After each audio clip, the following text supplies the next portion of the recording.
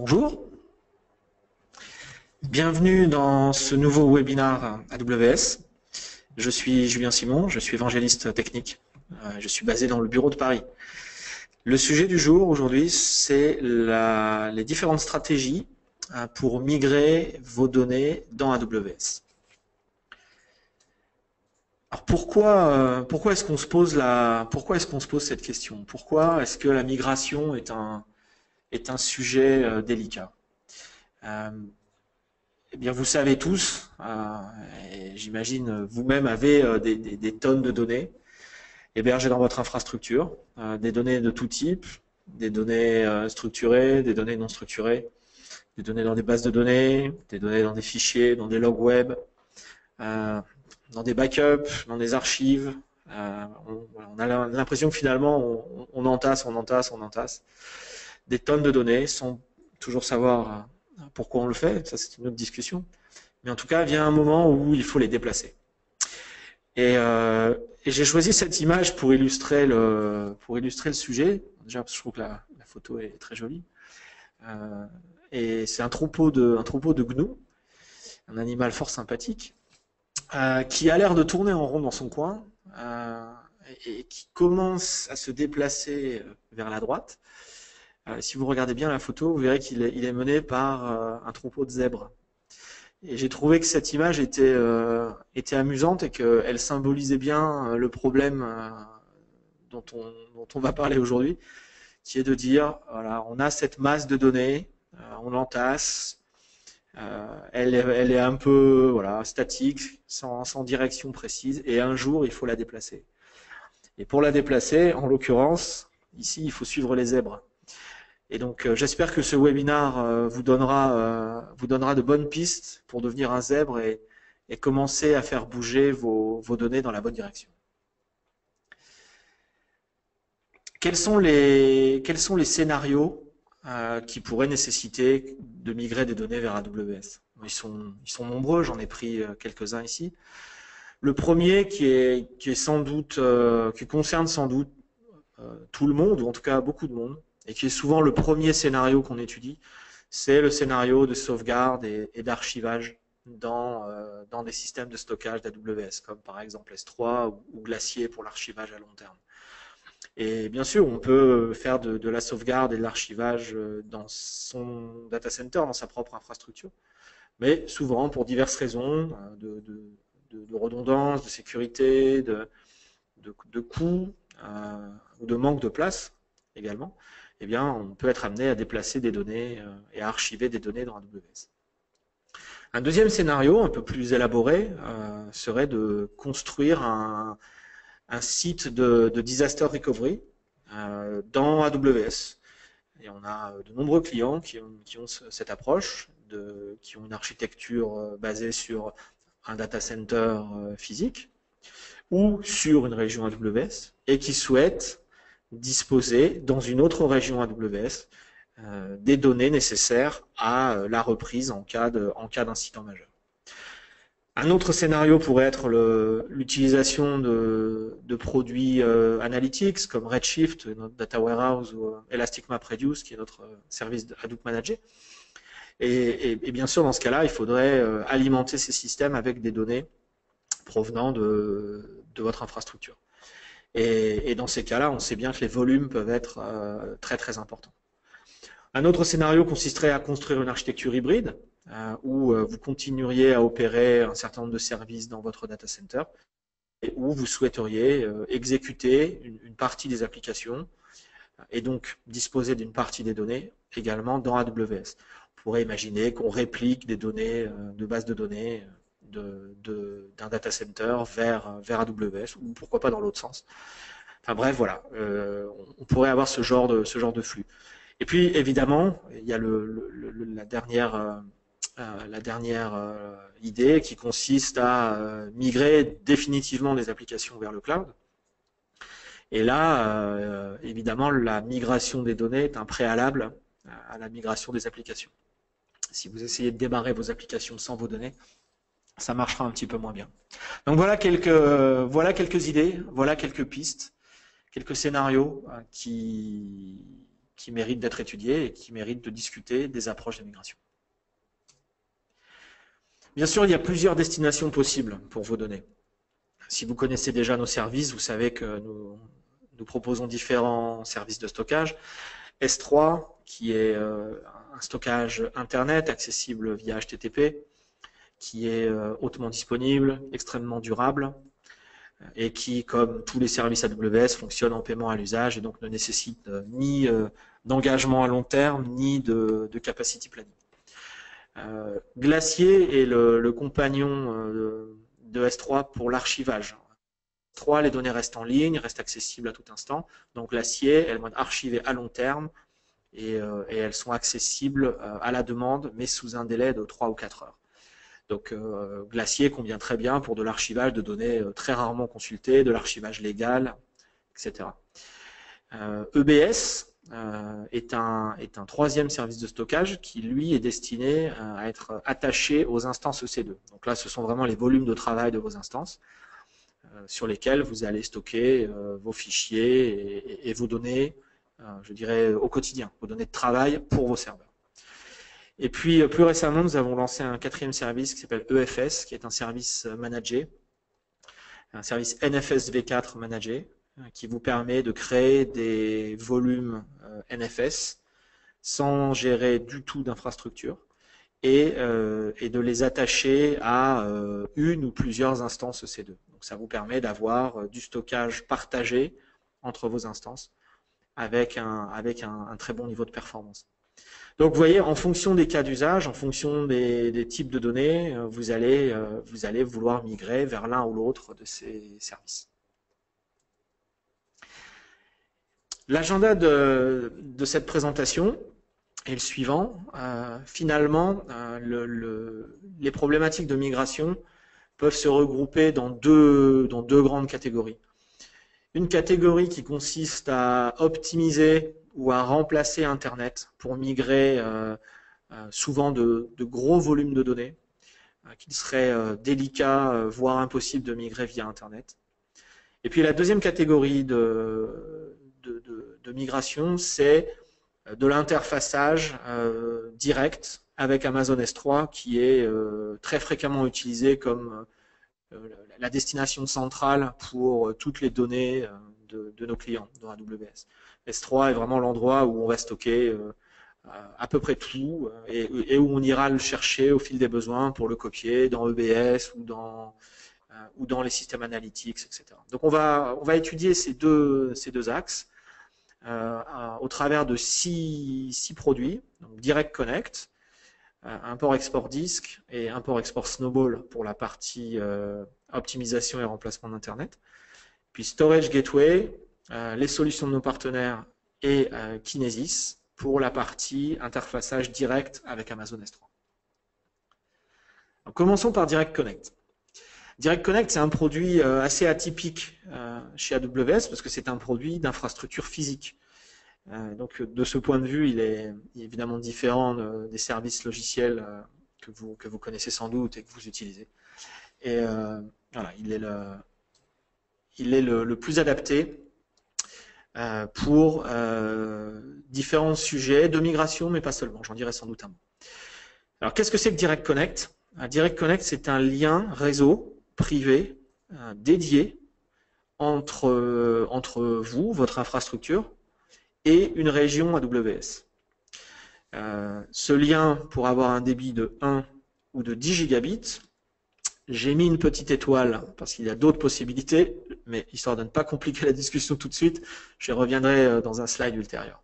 Okay? Donc un lien privé, une connexion complètement dédiée pour un client entre son infrastructure et une région AWS. Donc, région AWS, nous disposons d'au moins un site Direct Connect, et souvent de bien plus que ça. Je vous ai mis la liste des sites européens sur le slide suivant, on va en parler. L'avantage d'avoir ce lien par rapport à l'utilisation d'Internet, c'est d'une part que, étant donné que le lien vous est complètement dédié, vous pouvez en attendre des performances homogènes. C'est-à-dire que vous avez 100% de la bande passante de ce lien et vous êtes le seul utilisateur. contrairement à votre transit Internet, eh bien, qui est forcément mutualisé, qui est forcément sujet à des variations de trafic en fonction des jours, des heures, etc. Et donc, lorsqu'on souhaite migrer de grosses données via le réseau et qu'on le fait par l'Internet public, il est difficile de prévoir exactement combien de temps ça va prendre. Avec un lien Direct Connect, vous n'avez pas ce problème, vous pouvez utiliser le lien à 100% en permanence et vous aurez le débit maximum. Un deuxième avantage, c'est que les données entrantes vont être gratuites. Donc toutes les données que vous allez transférer vers la région AWS sont gratuites. Donc par rapport à un transit Internet, et bien là, vous voyez, vous faites une économie puisque vous payeriez certainement en tout cas, les données que vous transféreriez vers AWS seraient inclus dans vos frais de bande passante ou dans votre commit, ce qui n'est pas le cas dans le cas du Direct Connect. Vous pouvez avoir des connexions redondantes, c'est une option. Ce lien utilise systématiquement BGP pour échanger les informations de routage. Voilà, information importante pour les administrateurs réseau. Donc je l'ai mentionné, on a des points de connexion Direct Connect partout dans le monde. Vous en trouverez la liste à l'URL qui est indiquée ici. Sur ce slide, je n'ai indiqué que les points de connexion européens vers la région EU West en Irlande et EU Central à Francfort. Et vous constatez que la dernière ligne mentionne que nous avons un point de connexion en France qui a été lancé il y a peu et qui est hébergé chez Telehouse Voltaire TH2. Et donc, en vous connectant à ce point de présence, vous pouvez accéder de manière privée directement à la région de Francfort. Alors, qu'en est-il justement de la connexion physique? Il y a pour ça deux possibilités. Alors, on va prendre le cas de la France et de Telehouse. Donc, soit vous êtes présent, vous avez déjà de l'infrastructure ou vous êtes capable de mettre de l'infrastructure sur le site. Donc ça veut dire concrètement, vous êtes capable d'avoir un routeur hébergé chez Telehouse dans leur data center. Auquel cas, ils vont effectuer un cross-connect, donc une connexion entre notre infrastructure chez Telehouse et votre routeur, qui va être un lien 1 giga ou 10 gigas. Ça sera une connexion optique monomode. Voilà. Rassurez-vous, ne vous inquiétez pas du charabia. Les administrateurs réseau savent de quoi je parle. Ça, c'est la première possibilité. Il est bien évident que pour plein de raisons, il vous soit impossible ou en tout cas compliqué d'avoir un équipement présent dans le data center où nous sommes présents. Auquel cas, vous pouvez accéder à Direct Connect via un partenaire, un opérateur télécom, un opérateur de transit Internet, qui est lui présent sur ce site. Donc là aussi, on a une longue liste d'opérateurs présents, elle est disponible sur Internet. Et donc, si vous ne pouvez pas être présent, en l'occurrence chez Telehouse, vous trouvez un opérateur qui l'est. Il est probable que vos opérateurs IP soient déjà présents sur ce site, et lui va pouvoir vous connecter. Ma petite étoile de tout à l'heure sur les débits des liens renvoie à cet item. Si vous passez par un partenaire, il est possible d'avoir un lien fractionné. Donc vous pouvez avoir un lien 50 mégas, 100 mégas, 200 mégas, etc. jusqu'à 500. Bon, vous pourrez aussi avoir un lien 1 giga ou 10 gigas. Mais en tout cas, en passant par un partenaire, vous pouvez avoir un lien fractionné. Alors, histoire de simplifier les choses, j'ai rajouté une double étoile. Je n'ai pas le temps d'en parler aujourd'hui, mais j'attire votre attention sur le fait que si vous utilisez un lien fractionné, la configuration réseau n'est pas la même que si vous avez réellement un lien 1 giga ou 10 gigas en direct sur votre routeur. Il y a des nuances techniques relativement importantes qui dépassent le scope de cette présentation. Voilà. N'hésitez pas à me poser des questions par email par la suite ou à vous référer à la doc Direct Connect. Mais voilà, j'attire votre attention que effectivement, quand vous avez une interface 100 mégas, il y a des différences techniques et vous n'avez pas un lien, vous n'avez pas un port Direct Connect. Vous avez une fraction de port Direct Connect. Voilà. Ça a l'air inquiétant dit comme ça, mais dans la majorité des cas, ça ne pose aucun problème. J'attire juste votre attention sur cette nuance. Alors, voilà un schéma pour expliquer les deux scénarios. Donc, ici, nous voyons le premier cas, c'est-à-dire le cas où, effectivement, vous êtes connecté en direct via un routeur sur le site Direct Connect.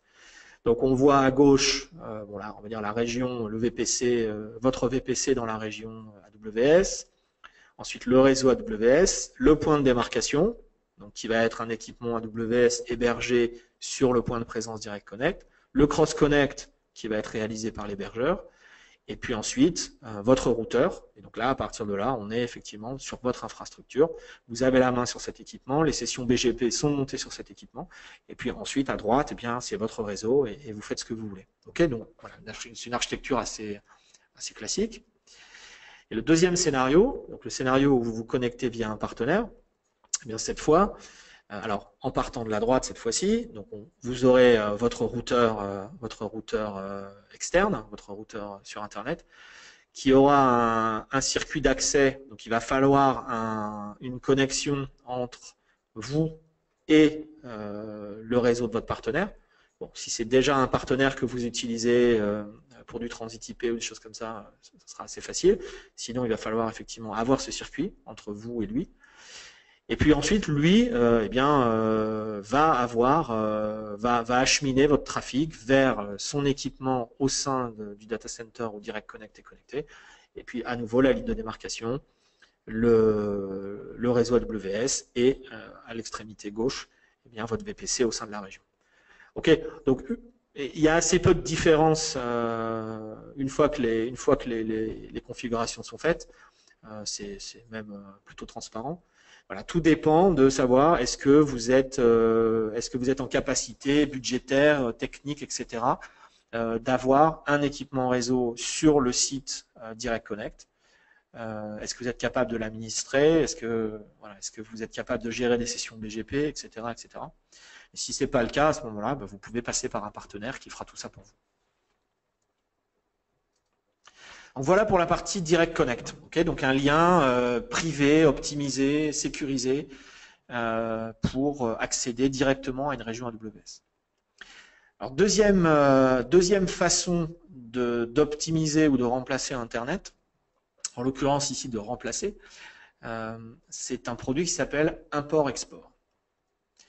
Alors, il y a deux variantes d'import-export. La première dont je vais parler, c'est import-export disque. Et comme son nom l'indique, le mécanisme est assez simple. En fait, vous allez nous envoyer des disques durs contenant vos données et nous allons les copier dans S3, dans Glacier ou directement dans EBS.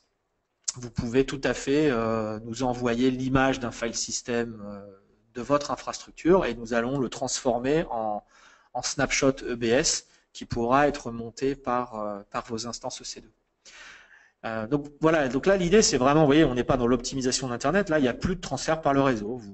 Vous prenez des disques, vous les mettez dans un carton, vous les emballez bien et vous nous les envoyez et on va faire la copie. On supporte les lecteurs SATA, enfin les disques SATA et USB 2.3 jusqu'à 16 Tera, qui de mémoire est la taille maximum d'un volume EBS. Donc je pense que ça doit être la raison. Voilà, donc c'est tout simple. Ça paraît une façon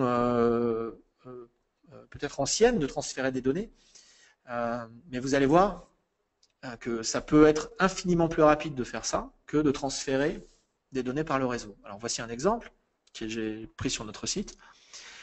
Donc à gauche, dans la première colonne, vous avez la vitesse de votre lien Internet.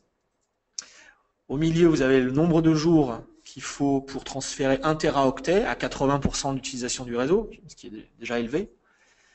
Et donc vous voyez que si vous saturez ou quasi saturez un lien 100 mégas, eh bien, il va vous falloir 2 jours pour transférer 1 Teraoctet, de 1 à 2 jours. Si vous avez un lien 10 mégas à Internet, vous voyez, il faut 13 jours. Donc ça devient extrêmement long. Alors si jamais vous devez transférer 10 Tera, vous voyez le problème. Bon. Je dirais, et de manière générale, si vous avez de la bande passante Internet, je doute qu'elle puisse être saturée à 80% uniquement pour faire de la migration de données. Bon. Et si vous souhaitez vous faire installer un deuxième lien 100 mégabits uniquement pour faire ça, dans mon expérience, ça prend un peu de temps, rien que pour avoir la ligne, et puis ça coûte un peu d'argent, et il n'est pas sûr que ça soit la bonne solution. Et donc dans la troisième colonne, en fait, vous avez une indication de la quantité de données à partir de laquelle il devient pertinent d'utiliser import-export. Et donc vous voyez que, on va dire, bon, la majorité des gens vont avoir on va dire, des accès entre 10 et 100 mégas, et que à partir du moment où vous commencez à dépasser quelques téraoctets de transfert, import-export devient une bonne solution. Aujourd'hui, avec la capacité des disques, bon, transférer ne serait-ce que 4 Tera, voilà. Bon, alors, si vous voulez mettre un disque de 4 Tera, vous faites ça, ou 4 disques de 1 Tera, mais voyez, on ne parle pas d'un volume de disque extrêmement important, c'est vraiment une petite quantité. Donc vous voyez, même pour des volumes de données qui sont finalement assez faibles, quelques téraoctets dans le cas d'une migration d'entreprise, c'est vraiment pas beaucoup, et même dans des cas comme ça, import-export a du sens. Et quid de migration plus massive? Si par exemple vous devez migrer des dizaines de téraoctets ou des centaines de téraoctets, qu'est-ce qui se passe? Alors vous allez me dire, ben, on peut aussi le faire, je peux aussi prendre une caisse et mettre 50 disques de 2 Tera. Bon, mais vous voyez que là, le coût de manipulation de ces disques, les manipulations à faire dans votre data center deviennent complexes. Et puis il va falloir étiqueter les disques, il va falloir répertorier tout ça. Donc à partir d'une certaine taille, en dizaines de Tera, finalement, import-export disque n'est plus tout à fait pratique. Et c'est pour cela que nous avons introduit un nouveau produit qui a qui doit avoir presque 2 ans maintenant, qui s'appelle import-export Snowball. Alors, il a une drôle de tête. Lui aussi, évidemment, c'est un produit d'infrastructure physique. Donc, qu'est-ce que c'est que Snowball? C'est cette espèce de valise. Alors, j'aurais dû vous mettre les dimensions. Bon, ça fait la taille d'une petite valise de voyage. Et donc, c'est un coffret extrêmement résistant, qui est en plastique, mais extrêmement solide, qui va contenir des disques. Et donc, il va avoir une capacité de 50 ou 80 téraoctets, et qui va disposer à l'arrière d'une connectique réseau 10 gigabits, Ethernet et fibre, enfin SFP. Et grâce à cela, en fait, donc vous allez commander ce Snowball. On verra exactement le fonctionnement juste après. On va vous l'expédier, tout ça est très rapide. Vous prenez cette valise, vous la branchez sur votre réseau, le plus près possible de vos systèmes de stockage, et puis vous allez copier, via un utilitaire que nous vous fournissons, vous allez copier vos données sur le Snowball. Au passage, vous allez pouvoir les chiffrer. Ce Snowball est intégré avec KMS, donc Key Management System, qui est notre système de gestion de clés cryptographiques pour le chiffrement de données.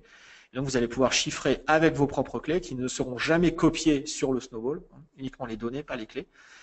Vous allez pouvoir chiffrer les données avec AES 256 et donc vous assurer que ces données pendant leur transit sont complètement protégées. Alors on voit qu'il y a une espèce d'étiquette sur la face avant du Snowball. En fait, c'est une étiquette électronique qui se met à jour automatiquement avec notre adresse lorsque vous avez fini le transfert. Et donc voilà, vous n'avez aucune manip logistique à faire. Une fois que vous avez fini le transfert, vous fermez le Snowball entre guillemets. L'adresse se met à jour sur cet écran digital et puis nous envoyons un transporteur pour le récupérer. Donc c'est un concept assez intéressant. Alors comment est-ce que ça fonctionne concrètement? Concrètement, vous allez dans la console AWS, vous créez un job dans Snowball. Et ça va déclencher l'expédition du Snowball à votre adresse. Vous le recevez, il faut juste configurer une adresse IP, donc soit statiquement, soit en DHCP, ça se fait très simplement.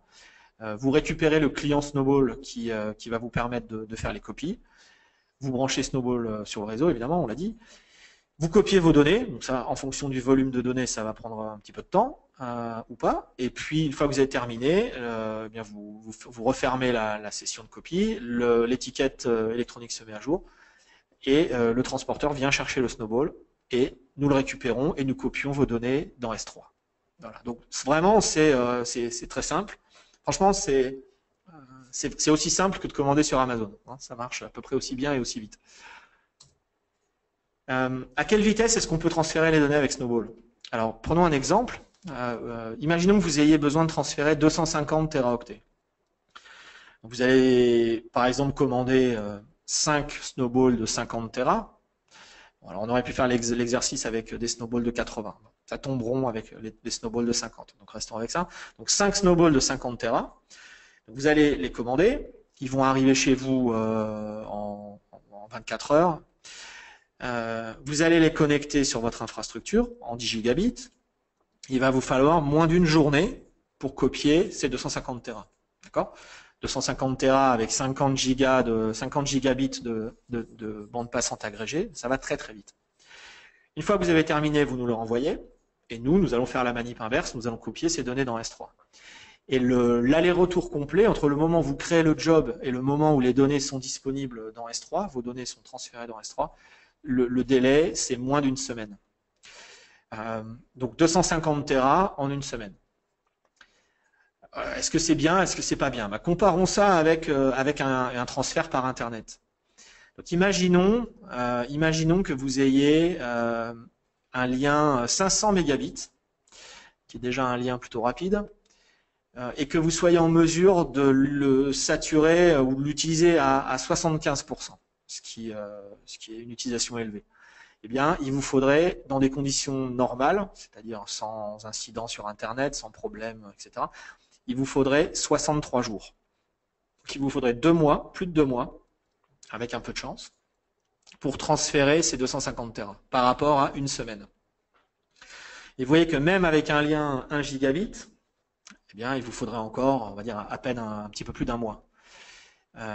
Et je dirais, je ferai la même remarque que tout à l'heure. Qui peut se permettre de dédier pendant un mois un lien 1 gigabit uniquement pour faire des transferts de données? À mon avis, assez peu de monde. Donc, on voit bien avec ces calculs-là que effectivement le gain de temps que Snowball vous procure par rapport à un transfert via Internet est phénoménal. D'autant plus que, j'insiste, si vous commandiez un lien dédié pour faire les migrations, il faudrait, tout le monde le sait, plusieurs semaines, pour ne pas dire plus, avant même que le lien soit connecté à votre infrastructure et disponible. Donc il y a le temps de transfert et potentiellement le temps de setup et enfin le temps d'installation du lien. Donc vous voyez, pour des gros volumes de données, dès qu'on va dépasser 5, 10 Tera et jusqu'à des 50, 100, 500 Tera, eh bien Snowball est intéressant. On a des clients qui transfèrent plusieurs pétaoctets. J'ai même vu des références à plusieurs dizaines de pétaoctets transférés via Snowball. Donc vous voyez, c'est quelque chose qui peut scaler aussi très très loin. Donc comparons maintenant les deux, Snowball et import-export. Donc il y a quand même quelques petites différences. Donc aujourd'hui, Snowball ne gère que l'importation. Donc vous ne pouvez pas encore exporter des données depuis AWS vers votre infrastructure. C'est dans la roadmap. Voilà, je ne peux pas vous donner de date plus précise pour l'instant. Snowball est présent dans les 2 régions européennes, mais uniquement dans sa version 80 Tera, qui est la plus récente. La version 50 Tera est disponible dans les régions américaines. Snowball ne supporte comme destination aujourd'hui que S3, donc toutes les données que vous copiez dans Snowball arriveront dans S3. Bien sûr, on l'a vu, Snowball peut gérer des quantités de données extrêmement importantes, jusqu'au pétaoctet. Et depuis une dizaine de jours, ça c'est une fonctionnalité qu'on vient de rajouter, Snowball a également un connecteur HDFS. Donc si vous voulez migrer vers AWS des données qui sont aujourd'hui dans HDFS, donc qui est le file system Hadoop, eh bien vous pouvez le faire directement depuis votre cluster Hadoop vers Snowball sans passer par un stockage intermédiaire, ce qui était le cas avant. Import-export, donc import-export est lui disponible dans la plupart des régions, en tout cas sur toutes les grandes régions. Il va supporter l'importation et l'exportation S3. donc dans les régions mentionnées. Il va supporter l'importation des snapshots EBS. Donc là, je réexplique rapidement. Donc vous prenez un file system et on va le transformer en un snapshot EBS directement que vous pourrez monter dans une instance EC2. Voilà, donc tout ça est possible dans les régions qui sont indiquées ici. Vous voyez qu'il y a l'Irlande, pour l'instant pas la région allemande. Et puis on peut faire l'importation non glacier dans les grandes régions, les régions de référence AWS, dont l'Irlande. Voilà. Donc vous voyez, il y a des petites différences. Si vous voulez, je dirais le curseur va essentiellement être placé en fonction des volumes de données. Donc pour des petits volumes, import-export reste tout à fait praticable. Pour de très très gros volumes, Snowball est vraiment voilà, en un coup, vous pouvez transférer des dizaines de terras et c'est bien plus pratique que de gérer un paquet de disques. Passons maintenant à un troisième produit assez différent qui s'appelle Storage Gateway. Alors Storage Gateway, c'est une passerelle entre votre infrastructure sur site, votre data center, et le cloud. Et le but de Storage Gateway, ça va être finalement de s'interfacer avec vos applications via un protocole standard qui est iSCSI, qui est le protocole standard des systèmes de stockage depuis un certain nombre d'années maintenant. Donc de servir de destination iSCSI pour vos applications et de servir de passerelle vers le monde AWS, en l'occurrence vers S3 et ou Glacier. Et on va voir un petit schéma d'architecture juste après, mais vous voyez, l'idée est toute simple, c'est de dire, vous voulez répliquer ou backuper des données vers des données de serveurs vers AWS, mais sans impacter, sans perturber vos applications existantes, eh bien, vous allez pouvoir le faire avec Storage Gateway. Alors, comment est-ce que ça marche? Donc, ici, nous avons donc votre site, vos serveurs, et donc, au sein de votre infrastructure, vous allez démarrer une machine virtuelle que nous vous fournissons, qui exécute elle-même le Storage Gateway. Okay, donc ça, vous allez télécharger cette machine virtuelle et vous allez la démarrer dans votre infrastructure. Et cette machine virtuelle, comme je le disais, elle va servir de destination iSCSI pour vos serveurs et de manière transparente pour vos applications, elle va acheminer vos données, alors soit via Internet, soit via un Direct Connect. Hein, voilà un autre cas d'utilisation d'un Direct Connect. Elle va acheminer ces données vers donc le back-end Storage Gateway, qui lui-même va les acheminer vers S3, vers Glacier ou vers EBS dans le cas des snapshots. Les plateformes qui sont supportées pour la passerelle, donc puisque j'ai parlé de machines virtuelles, hein, vous pouvez exécuter cette machine virtuelle Storage Gateway soit en environnement VMware, soit en environnement Microsoft, soit même en environnement EC2, alors ce qui effectivement ne correspond pas au schéma qui est là, mais vous pouvez mettre cette gateway aussi au sein du cloud AWS, ne serait-ce que pour faire des tests, c'est une bonne solution. A priori, les cas nominaux d'installation seront plutôt sur VMware et sur Microsoft. Alors, vous pouvez avoir plusieurs configurations dans Storage Gateway. Donc, vous pouvez avoir des volumes qui sont stockés sur le gateway.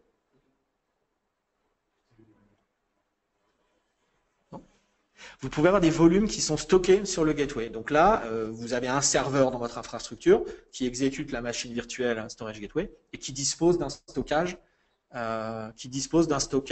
local. Et donc l'avantage là, pour vos applications, c'est que vos applications dans le data center vont accéder à ces volumes de manière extrêmement rapide, puisque tout ça est au même endroit sur le même réseau. Donc aucun impact de performance pour vos applications. Et ce que va vous amener le gateway dans ce cas-là, c'est de faire des sauvegardes ponctuelles que vous configurez vers AWS. Donc là, vous avez finalement du stockage local à haute performance, et puis en même temps, vous avez au fil de l'eau des sauvegardes qui sont faites vers AWS. Donc ça peut être déjà une première façon de commencer à backuper vos données vers AWS en ne perturbant absolument pas vos le fonctionnement de vos applications existantes. On peut avoir un deuxième mode qui est le mode cache, où vous allez cette fois stocker vos données dans AWS, mais vous allez configurer un cache sur le gateway, ce qui va permettre d'avoir eh bien, une faible latence pour les données chaudes, les données qui sont accédées en permanence par vos applications, se retrouveront mécaniquement donc, mises en cache et accessibles rapidement. Et puis le reste eh bien, restera stocké dans AWS. Donc l'avantage de ce mode-là, c'est que il ne nécessite pas d'avoir une baie de stockage de grande capacité dans votre infrastructure, puisque le gros de votre stockage va être effectué par AWS.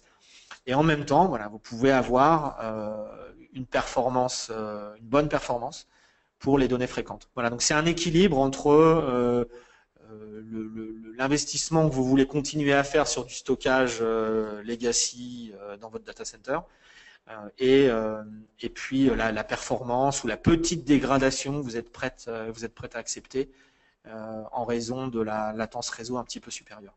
Voilà, mais si vous configurez bien le cache, tout ça doit être assez faible. Et bon, il y a un troisième mode de fonctionnement qui est lui pas un mode de fonctionnement pour les volumes de serveurs, qui est un mode de fonctionnement pour remplacer l'archivage sur bande, donc les fameuses VTL, où là vous pouvez simuler le fonctionnement d'une VTL, donc une Virtual Tape Library, sur le gateway en vous appuyant complètement sur le stockage fait dans AWS. Voilà, une autre possibilité offerte par le Storage Gateway. Voilà pour les produits qui vous permettent d'optimiser, de remplacer Internet. Et pour le cas de Gateway, pour les produits qui vous permettent d'accéder directement à S3. Donc vous voyez déjà, on a couvert un certain nombre de scénarios. Avec Direct Connect, on optimise votre connectivité Internet. Avec import-export, on vous permet de faire des transferts de données de manière plus fiable et plus rapide via des disques et Snowball qu'avec Internet. Avec le Storage Gateway, on est capable d'interposer entre vos serveurs et AWS une passerelle qui va eh bien, servir d'intermédiaire pour vos volumes de serveurs et voire même votre archivage.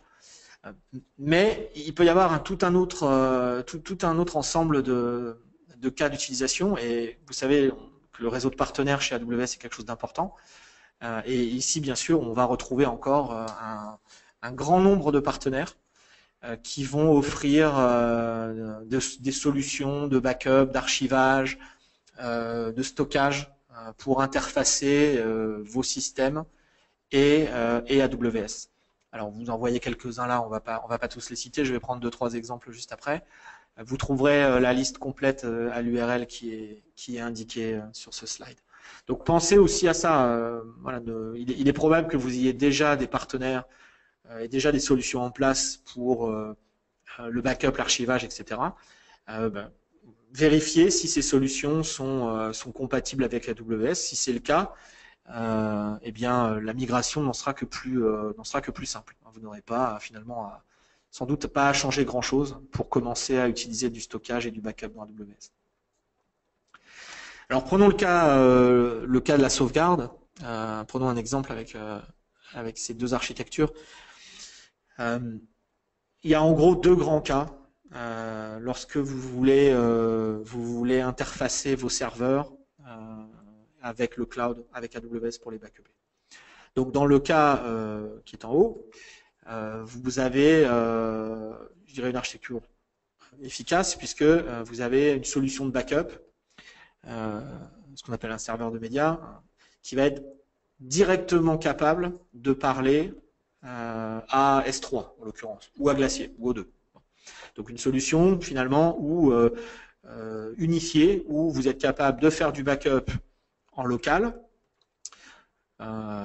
sur vos systèmes d'archivage locaux, et puis vous êtes capable de faire, avec le même outil, vous êtes capable de faire du backup vers AWS. Donc voici un exemple de partenaire. J'ai choisi celui-là, mais Voilà. Il y en a plein d'autres, hein, c'était histoire de donner un exemple vraiment concret. Donc c'est Commvault.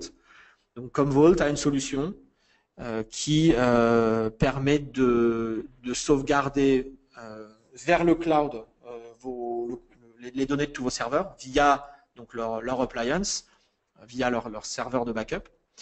Elle est aussi capable de faire la sauvegarde du cloud. Donc elle est aussi capable d'archiver, de backuper et d'archiver les données de vos instances EC2. Et donc vous voyez que là, finalement, c'est l'avantage de cette solution, c'est que elle offre une gestion complètement unifiée des sauvegardes, quel que soit l'emplacement du serveur, qu'il soit dans l'un ou l'autre de vos data centers ou dans AWS, vous avez une vision, une console unifiée et une vision unifiée de vos backups. Le tout étant backupé dans S3 et dans Glacier. Donc une consolidation de tout. Voilà, une solution intéressante si vous avez une architecture relativement complexe. Deuxième scénario, le scénario de la passerelle, où là vous avez des systèmes de backup, peut-être plus anciens, qui ne sont pas interfacés, en tout cas pas compatibles avec un backup et un archivage direct dans AWS, mais qui néanmoins continueront à faire du backup local. Et bien dans ce cas-là, vous allez, un peu comme tout à l'heure dans le cas de Storage Gateway, où on interposait une passerelle iSCSI entre les serveurs et AWS, et bien là, vous allez interposer une passerelle de backup qui va servir de cible pour le serveur de backup historique. Vous voyez les données vers AWS. Alors voici un exemple de cette architecture. C'est un produit de NetApp qui s'appelle AltaVault. Donc vous voyez sur l'architecture du bas, eh bien une infrastructure plus ou moins complexe, plus ou moins récente, avec des systèmes, des baies de stockage NetApp et peut-être d'autres baies de stockage. Et puis une solution de backup, on va dire historique. Et donc dans ce cas-là, eh bien la solution AltaVault va servir de destination pour le backup local. Et puis ensuite, donc elle va stocker ça temporairement, et ensuite elle va répercuter ses backups vers AWS. L'avantage de cette solution, c'est qu'elle permet de s'adapter à des architectures un petit peu anciennes, auxquelles il peut être compliqué, très coûteux de toucher, voire même peut-être risqué de toucher. Et pour autant, voilà, elle vous permet d'avoir l'archivage, le backup vers AWS. Voilà, donc ce sont vraiment deux exemples. Je vous incite à discuter avec vos partenaires existants et vos fournisseurs existants de solutions. Demandez-leur qu'est-ce qu'ils sont capables de faire en termes de backup et d'archivage vers S3 et Glacier. Bon, et puis, soit ils sont capables de le faire nativement, soit effectivement, il vous faudra une solution de passerelle, par exemple comme celle de NetApp. Alors dernière solution de transfert de données dont je souhaite parler aujourd'hui, c'est un produit qui s'appelle Kinesis Firehose. Vous allez voir que là on est sur des problématiques un petit peu différentes.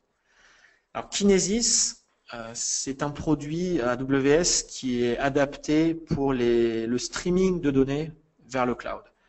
Donc jusque-là, jusqu'ici, on a parlé soit de transfert de fichiers, soit de backup, etc. Ici, on parle vraiment de streaming, donc de données, de flux de données qui vont arriver en continu vers vos applications et que vous souhaitez envoyer vers AWS. Alors Kinesis existe sous trois formes. Donc Kinesis Streams, qui est vraiment une file de messages managée, persistante, extrêmement scalable, qui vous permet de construire des applications temps réel pour l'analyse de données de streaming. Et il existe également sous une forme qui s'appelle Firehose, qui est celle dont je vais parler un petit peu plus, qui est une abstraction de plus haut niveau construite sur Kinesis et qui vous permet de manière super simple d'envoyer de gros volumes de données de streaming vers S3, vers Redshift, donc notre data warehouse, ou vers un cluster Elasticsearch également. Et vraiment, c'est un produit qui est particulièrement simple à configurer. Et puis, il y a une troisième forme de Kinesis, bon, qui nous concerne moins aujourd'hui, mais qui est très intéressante, qui s'appelle Kinesis Analytics, qui vous permet d'exécuter des requêtes SQL sur des flux temps réel de données. Mais je n'en parlerai pas aujourd'hui. Et donc Firehose, qui est le produit dont je souhaite parler aujourd'hui. Firehose, c'est vraiment le Firehose en anglais, hein, c'est le tuyau d'arrosage, hein, c'est la lance à incendie plus exactement. Et c'est vraiment ça. C'est vraiment un tuyau dans lequel vous allez envoyer vos données de manière particulièrement simple. Et vous allez brancher le tuyau sur S3, sur Redshift ou sur Elasticsearch. Et c'est tout. C'est vraiment, ça se configure en 2 minutes. Et l'avantage, il n'y a vraiment aucune complication, aucune configuration particulière. C'est un service managé, donc aucune infrastructure à gérer. C'est vraiment uniquement de la configuration. Vous écrivez dans Firehose et vous décidez si ça arrive dans S3 ou dans Redshift. L'avantage de Firehose, c'est qu'il va vous offrir aussi des fonctionnalités d'un peu plus haut niveau, comme par exemple la compression ou le chiffrement de données automatique. Donc vous allez configurer l'algorithme de compression qui vous convient, vous allez décider de la politique de chiffrement qui vous convient, et les données vont arriver dans S3, dans Redshift, compressées, chiffrées, etc. La latence minimum de ce service, c'est 60 secondes. Donc ça veut dire que en 1 minute, vous êtes capable de livrer, ou toutes les minutes, vous êtes capable de livrer des données de streaming à très très grosse échelle directement dans l'un de nos backends. Alors quelques exemples d'utilisation de Firehose. On parle de stream, on parle de gros volume. Donc l'adtech, le monde de la publicité en ligne est un cas d'utilisation classique où on va vouloir acheminer des clics, on va vouloir acheminer des infos d'affichage de bannières publicitaires, etc., etc. Donc ça, on sait que c'est des gros volumes, qu'on a envie de les acheminer rapidement vers des backends pour pouvoir faire de l'analytics, du machine learning. Et Firehose est un bon outil pour faire ça.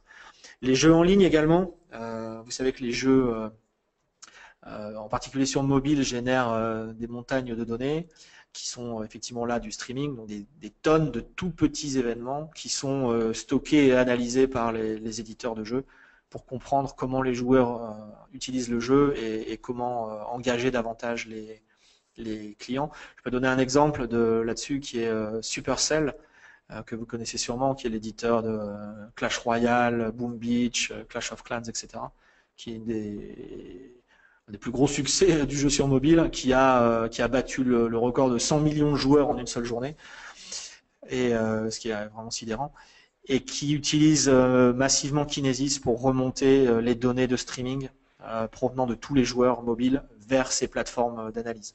Et on parle de plus de 40 milliards d'événements par jour. Donc, vous voyez, quand on parle de scalabilité avec Kinesis, on parle de très très gros chiffres. On pourrait imaginer que des services financiers collectent des transactions temps réel et les acheminent aussi vers des backends. Puis un dernier cas d'utilisation qui paraît assez intéressant, c'est l'Internet des objets, où là, effectivement, on a potentiellement des dizaines de millions d'équipements qui vont remonter des tout petits volumes de données, mais peut-être 24 heures sur 24. Et qu'il va falloir là aussi collecter, stocker, et Kinesis, c'est une bonne façon de le faire. Alors pour conclure, quand est-ce qu'on utilisera quel service? Alors on va revoir rapidement nos 2 grandes catégories. Donc si vous avez une problématique liée à Internet, c'est-à-dire si vous avez essayé de faire des migrations de données par Internet, et que vous vous heurtez à des problèmes de performance, de disponibilité, etc. Ou que en termes de sécurité, vous êtes peut-être gêné par le fait de faire transiter vos données via l'Internet public. Et à ce moment-là, les bonnes solutions seront soit Direct Connect, si vous avez réellement besoin d'un lien permanent, ou en tout cas d'un lien constant avec une région AWS. Soit vous utiliserez un port-export, Disk ou Snowball, pour faire des transferts ponctuels de données, de quelques centaines de gigas jusqu'à eh bien, des pétaoctets, voire plus. Si votre problématique est plutôt de disposer de beaucoup de stockage en ligne pour les données de votre plateforme, de vos serveurs, à ce moment-là, que ce soit pour des données en ligne ou pour des backups, eh bien, à ce moment-là, l'approche Storage Gateway ou des solutions partenaires eh bien, est sans doute la bonne approche. Si vous avez une problématique purement de backup et d'archivage, à ce moment-là, nous vous conseillons de vous orienter vers l'un de nos partenaires qui, comme je l'ai dit tout à l'heure, est probablement déjà présent chez vous et supporte déjà probablement le backup et l'archivage vers AWS. Et puis enfin, si vous avez besoin de déverser dans S3 des flux de données, non pas des fichiers, non pas des archives, etc., mais vraiment des flux, eh bien, et d'avoir ce déversement 24 heures sur 24, 7 jours sur 7, eh bien à ce moment-là, Kinesis Firehose est probablement la bonne solution. Quelques ressources pour aller plus loin. Donc, la première URL qui regroupe nos différentes solutions pour la migration de données vers le cloud. Et puis les 4 suivantes qui sont les pages des produits dont j'ai parlé aujourd'hui, Direct Connect, Import-Export, Storage Gateway et Kinesis. Et pour aller plus loin, je vous propose ces 3 vidéos qui sont issues de notre conférence technique Reinvent de 2015, qui sont techniques, qui sont denses, mais qui vous donneront pas mal d'infos supplémentaires sur le service. Donc la première qui est un deep dive sur Direct Connect, les VPN, très très intéressante pour les ingé réseau. Une deuxième sur Snowball, le fonctionnement de Snowball, les cas d'usage. Et puis la troisième sur Kinesis Firehose, comment s'en servir au mieux, quels sont les bons cas d'usage, quelles sont les bonnes architectures. Voilà, j'en ai terminé. Je vous remercie beaucoup de m'avoir écouté. Vous êtes encore bien nombreux aujourd'hui, donc on est voilà. Hugo et moi, on est toujours ravis de vous accueillir. Je pense qu'on a déjà des questions, Hugo. Alors, je vous demande quelques instants pour les parcourir, les trier un petit peu. Vous avez mes coordonnées également sur ce slide. N'hésitez pas à me suivre sur Twitter. Je posterai les slides de ce webinaire très rapidement. Et la vidéo sera disponible dans les jours qui viennent également.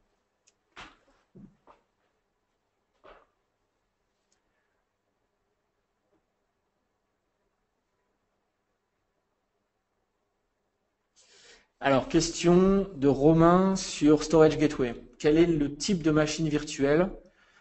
Est-ce qu'il y a d'autres solutions que VMware Hyper-V? Non, les trois VM aujourd'hui sont que vous pouvez télécharger à partir de la console sont celles que j'ai mentionnées. Donc VMware Hyper-V dans plusieurs versions et EC2. Voilà. Par la suite, on aura peut-être d'autres formats, mais pour l'instant uniquement celle-ci.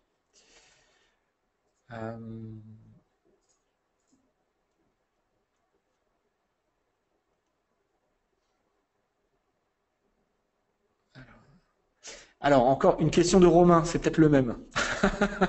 Ou alors on a plusieurs Romains, c'est possible. Quid du service Database Migration? Alors, effectivement, c'est un service dont je n'ai pas parlé aujourd'hui, parce que mon angle aujourd'hui, c'était vraiment plutôt la migration massive de données. Mais effectivement, je peux en dire 2 mots. Merci Romain de m'en donner l'opportunité. On a un service de migration qui vous permet de répliquer au fil de l'eau des bases de données de votre infrastructure vers donc vous savez que nous avons un service managé qui s'appelle RDS, Relational Database Service, qui supporte MySQL, Postgre, Aurora, MariaDB, Oracle et SQL Server.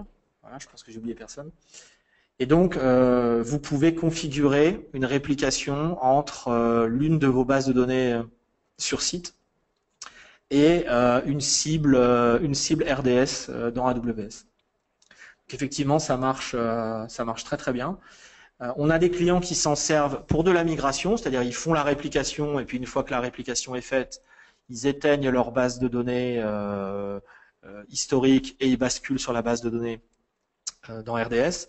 Et on a aussi des clients qui s'en servent uniquement comme réplication dans des scénarios de disaster recovery, c'est-à-dire leur infrastructure physique est toujours utilisée, mais ils ont cette réplication finalement au fil de l'eau vers notre service RDS en cas de pépin. Donc oui, si vous avez une problématique base de données, mais je pense qu'on aura l'occasion de zoomer sur les bases de données dans un webinaire ultérieur. Si vous avez une grosse problématique de réplication de base de données, oui, ce service de migration de base est assez intéressant.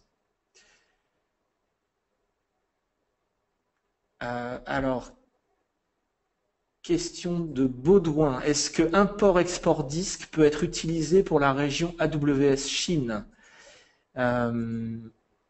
C'est une bonne question. Je crois que non. Il faudrait vérifier. J'ai vérifié mon slide avant la présentation. Donc, s'il n'était pas sur mon slide, je pense qu'il n'y est pas. Mais vous pouvez vérifier on a une page sur le site web où vous avez la liste des services disponibles par région. Et donc là, vous verrez. Mais voilà, à 99%, il me semble que import-export disque n'est pas supporté dans la région Chine. Alors, question de JC. Est-ce qu'il y a une interface S3 plus facile à utiliser sans API? Ah, allez, je vais le dire, de type Dropbox. Vous n'avez pas honte, JC? Bon, je plaisante. Alors, j'imagine que ce que JC souhaiterait, c'est de pouvoir d'avoir un outil qui lui permette de monter S3 sur son ordinateur ou sur ses serveurs et puis de copier directement localement avec un mode effectivement Dropbox, Google Drive, etc., etc. Alors la réponse est non. Il n'y en a pas.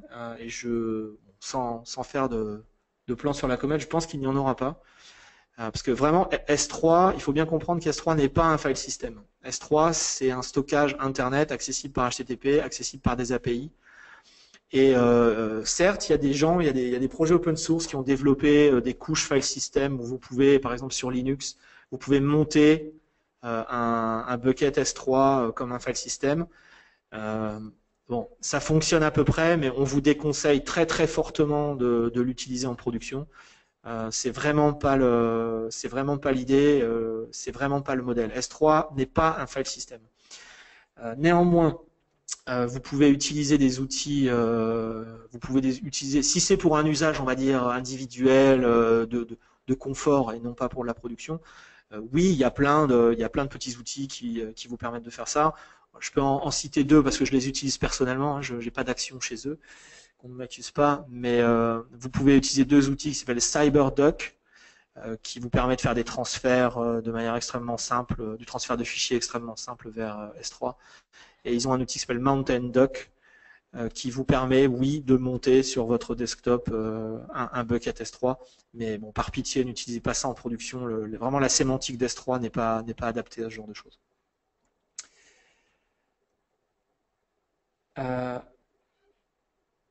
Alors, question de Jérôme. Quelle serait la bonne pratique pour transformer des machines virtuelles VMware en EC2? Alors, on dépasse un peu le cadre de la discussion, mais c'est une question intéressante. Alors, en fait, nous avons un outil qui s'appelle VM Import-Export et qui vous permet d'importer des machines virtuelles au format VMware dans EC2. Donc des points OVA pour être clair. Vous pouvez les importer dans EC2. Donc c'est pas vraiment une conversion, mais en tout cas, si vous voulez faire des tests en vue d'une migration VMware vers AWS, vous pouvez utiliser cet outil. Voilà. Import-export VM, faites les tests. On a pas mal de clients qui utilisent ça. J'en profite pour relayer une information qui a été annoncée cette semaine, hein, que vous avez peut-être vu passer, où VMware et AWS ont annoncé un partenariat qui sera en tout cas effectif pour les clients l'année prochaine, qui permettra à des clients AWS de démarrer de l'infrastructure VMware dans AWS. Donc très concrètement, vous pourrez démarrer des ESX dans AWS et y héberger des machines virtuelles au format VMware. Et en accédant à certains services AWS. Voilà, c'est encore un petit peu préliminaire, on n'a pas encore tous les détails, mais si vous êtes effectivement sur des logiques, si vous êtes sur des plateformes virtualisées, VMware, restez en contact. Je pense qu'il y aura beaucoup de choses très intéressantes pour vous dans les mois et dans les mois à venir.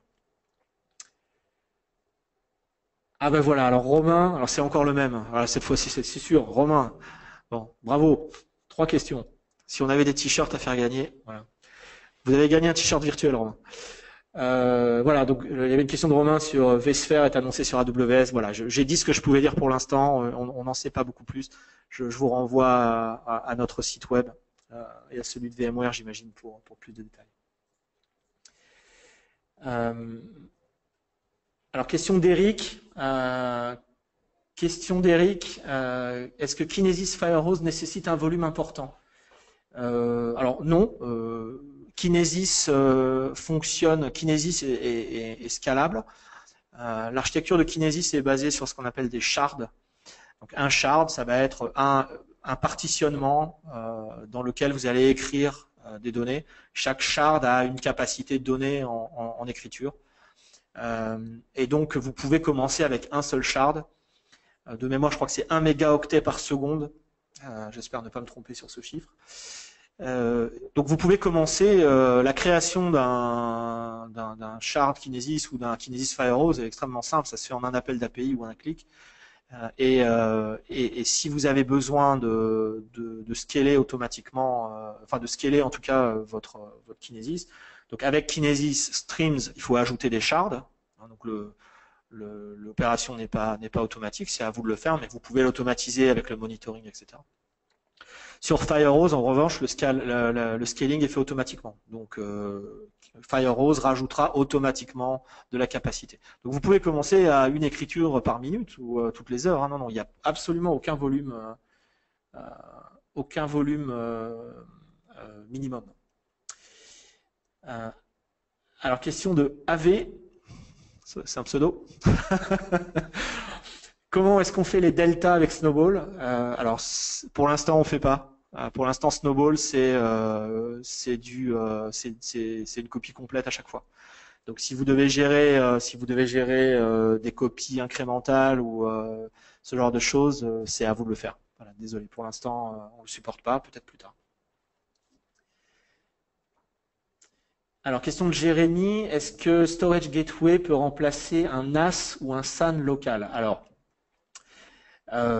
un NAS, non, hein, puisque un NAS va être basé sur NFS. Donc, si vous voulez remplacer un NAS, là, je vous conseille de regarder EFS, qui va donc vous permettre de créer des volumes que vous pourrez partager entre vos instances EC2. Par contre, un SAN, oui, tout à fait. Les SAN aujourd'hui fonctionnent, j'ai envie de dire exclusivement, mais quelqu'un va me sortir un contre-exemple, avec iSCSI. Donc tout à fait, l'idée c'est vraiment ça, c'est de dire vous avez un système de stockage legacy dans votre data center, un SAN, qui servait de cible pour vos initiateurs iSCSI. Vous voulez pas le mettre à jour, vous avez plus de place, enfin bref, vous voulez plus l'utiliser. Eh bien, du point de vue des applications, il vous suffit de changer de cible, de cibler le storage gateway au lieu de cibler votre SAN, et vos volumes seront accessibles via storage gateway. Donc, tout à fait, c'est vraiment exactement ça qu'on veut faire.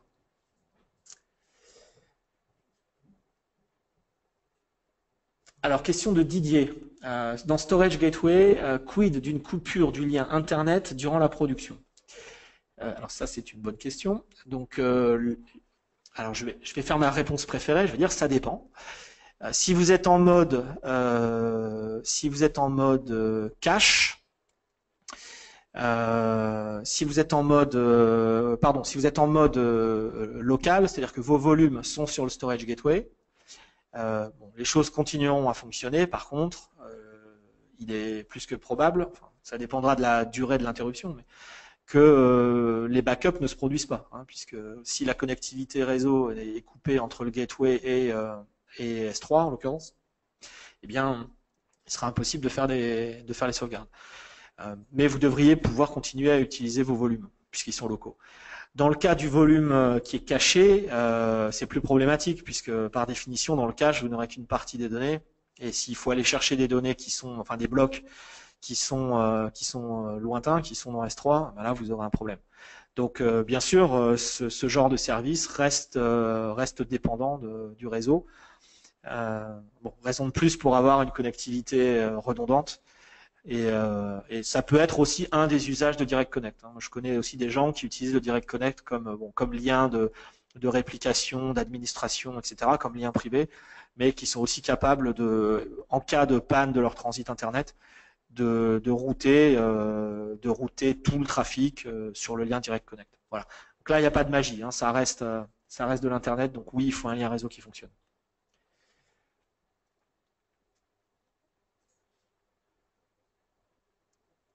Qu'est-ce qu'on a encore? On a encore un peu de temps, Hugo? Encore un peu de temps. Alors, qu'est-ce qu'on a d'autre?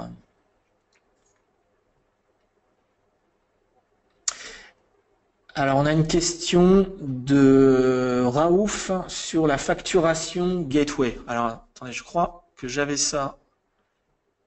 Oups. Je crois que j'avais ça sur le slide. Je ne veux pas vous dire de bêtises. C'est vrai que je l'ai oublié de le mentionner. Alors, storage gateway. Storage gateway. Voilà. Donc, la facturation de storage gateway, c'est 125 $ par passerelle et par mois. Donc quand vous démarrez une instance de storage gateway, voilà, ça coûte 125 $ par mois et c'est uniquement le coût du stockage. Les données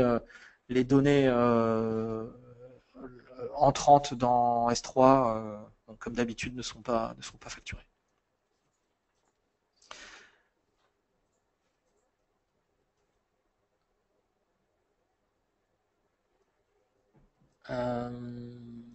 Qu'est-ce qu'on a encore comme question? Est-ce que, ah oui, question de Didier, ça sera peut-être la dernière parce que je pense qu'on va être à court de temps. Question de Didier, est-ce que BGP est disponible sur les liens fractionnés? Alors, je vais faire ma réponse favorite. Je pense que ça dépend là aussi.